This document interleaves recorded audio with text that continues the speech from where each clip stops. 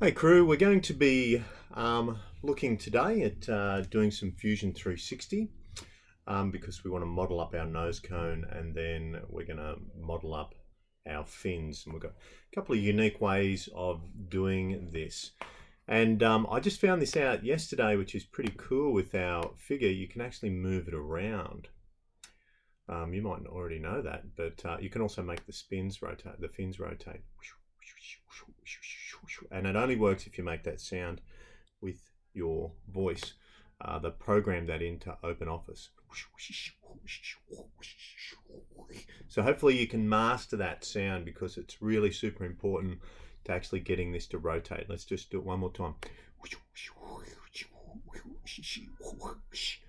Good. Okay, if you've mastered that, that's pretty much going to be an A for you. That's what we're going to be testing you on is your ability to make that sound while rotating the fins. If you've done that, we're really proud of you. Okay, let's go to Fusion 360. Well, first let's go to OpenRocket and have a look at our nose cone and the sizes that we've got there. So the length of our nose cone from here to here is 5 centimeters, 50 millimeters. The diameter of the base, which is just this lip just here, is 2.1 centimeters, 21 millimeters rather.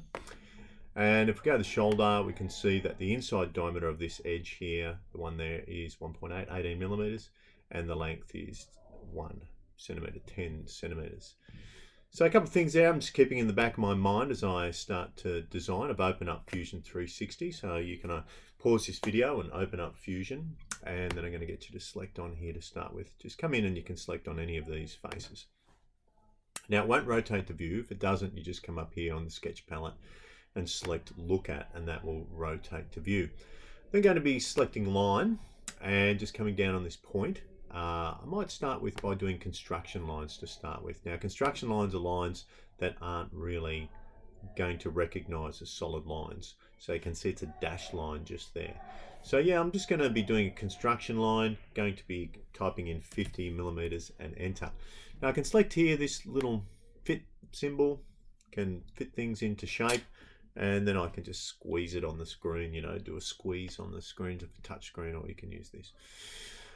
Go back here, it's still on construction, and I'm going to be coming out here half the distance because we're going to do a thing called a revolved extrusion. So we're only going to design half, and then we're going to extrude it. So I'm coming out here 10.5. Why 10.5? Because, well, I'm glad you asked.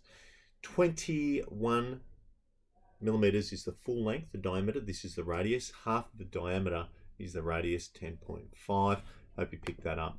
And we're going to select, bring that up to the top here. I can just bring across, not selecting on this, but I bring across an alignment indicator, select and select again. All right, unselect the construction now, and then we're going to go in here and select circle. No, arc by 3 points. And I want to select here, and then I want to select here, and then I'm bringing out that arc. Now, if I do it sort of here or here, it doesn't really matter. I'm going to select. But then what I want to do, I want to bring this into tangency with this line. That's where I can come and use this tool, and I can select on my arc, then select on my line, and it will bring it into a tangent with that line. Okay, then I just fill in the rest, making sure that the construction is off. I select,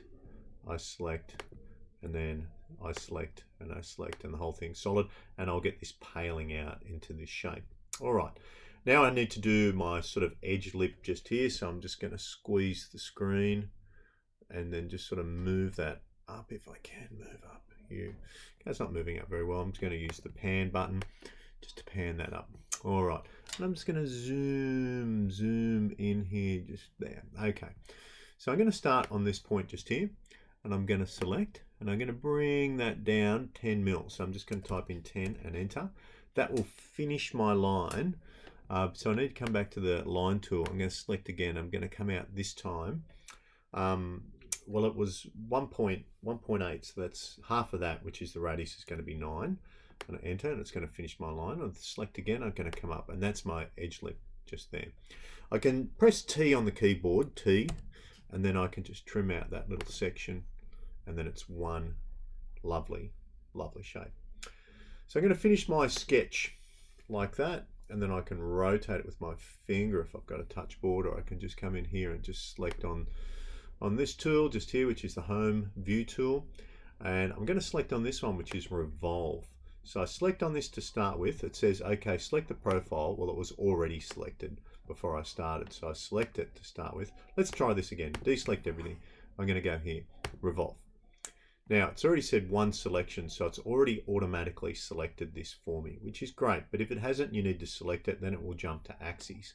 Now, your axis is going to be here, that line just there, axis, and then it's going to revolve that, as you can see, 360 degrees, and we just go, okay. Isn't that cool? So that's my nose cone. From there, I'll save it up. So that's really important that I save that. I'm going to go rocket. Well, I'm going to say rock nose. You know, because, well, there's a million jokes. There's a million jokes that you could, but I won't. I won't talk about a rock nose like that rock creature from Thor Ragnarok. He had a rock nose. Or someone who's a rock and roll star who has an interesting nose. Or someone had their nose broken by a rock. 100 jokes and I'm not looking into it all. But one thing I want to also do is a little fillet. Just around this edge here. I want a nice little round fillet just to finish it off. And I want that to be 1 millimeter. And that's just made that look even more attractive. So yeah, save it up, and then what I want to do, I want to create this as a 3D printed STL. So I'm going to press make, and then I'm going to select on this. So I go to tools, make, and then I make sure that this is unselected here, and then I select OK. It'll ask me where I want to save this, and I'm going to call this rock nose and save it. You want to email this to me. So then I've got it so I can 3D print it. Okay guys, that's the end of this tute. See ya.